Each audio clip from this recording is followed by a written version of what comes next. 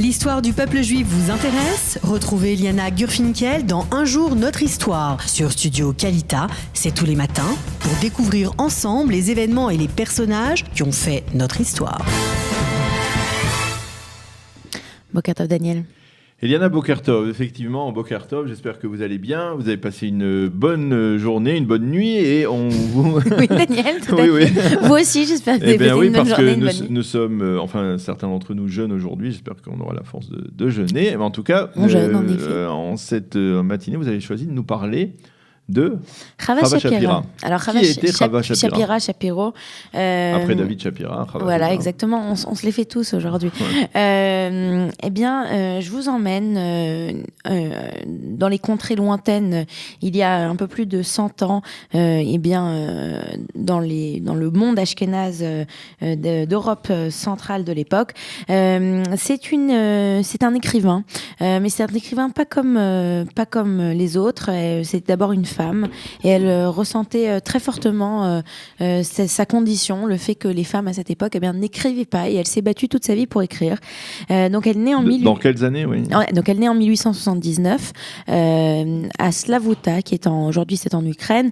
Alors sa famille est une famille, ce qu'on peut appeler une famille savante, c'est-à-dire une famille cultivée qui est d'ascendance chassidique.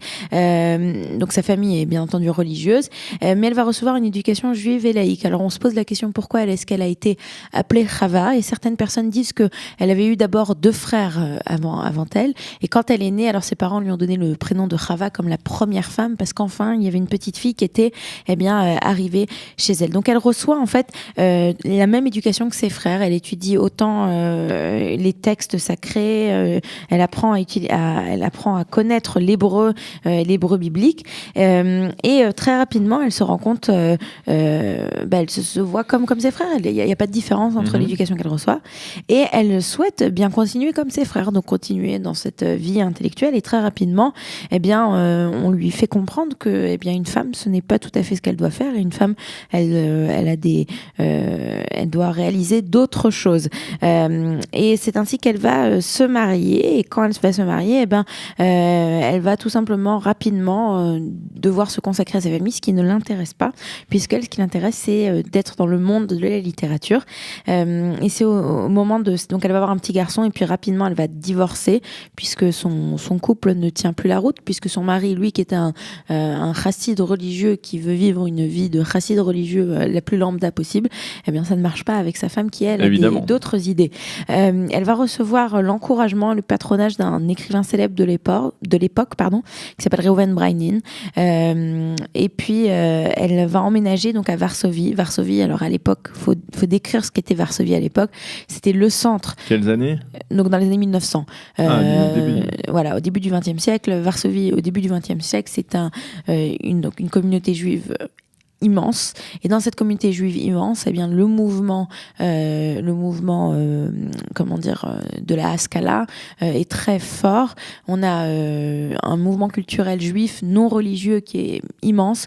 On a des théâtres juifs, on a des revues, on a des revues littéraires, et c'est dans ce monde-là que Shapira va essayer de rentrer. Alors au départ, elle commence à écrire. Elle écrit des nouvelles qu'elle va publier. Donc elle écrit en hébreu, c'est ça qui est aussi important. Elle écrit en hébreu, elle n'écrit pas en yiddish. Donc, comme je vous l'ai dit, elle a appris la langue hébreu, et elle a réussi à l'utiliser en hébreu moderne. Donc elle va commencer par publier plusieurs nouvelles à Shoshana, et dans toutes ces nouvelles, elle décrit en fait le statut de la femme, et c'est un peu triste qu'elle décrit. Par exemple, à Shoshana, dans la rose, de la femme dans le judaïsme, oui, ou tout court dans le monde entier. Par Shoshana, pour elle, la femme, ce sont comme des roses qui au final qui se fanent.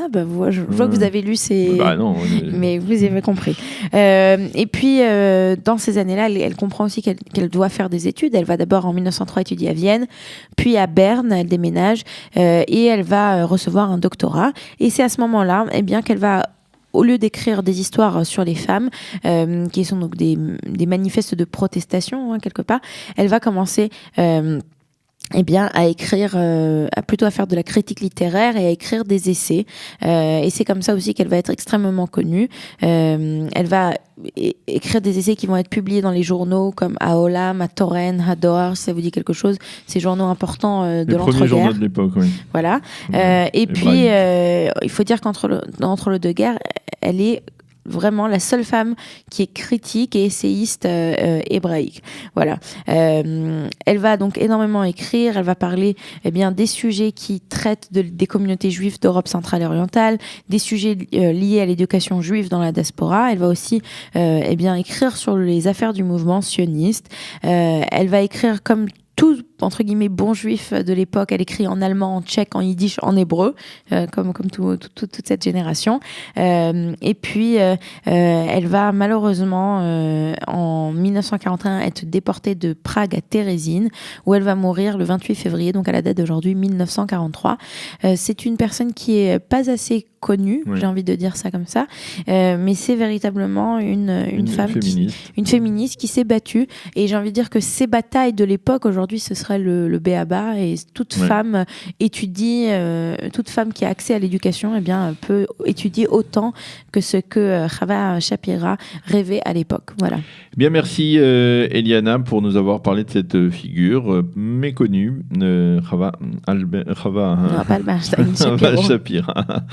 Merci d'avoir été avec nous ce matin. On marque une petite pause et tout de suite après la revue de la presse. Vous aimez l'histoire juive ? Retrouvez Liana Gurfinkel dans Un jour notre histoire sur Studio Kalita. C'est tous les matins pour découvrir ensemble les événements et les personnages qui ont fait notre histoire.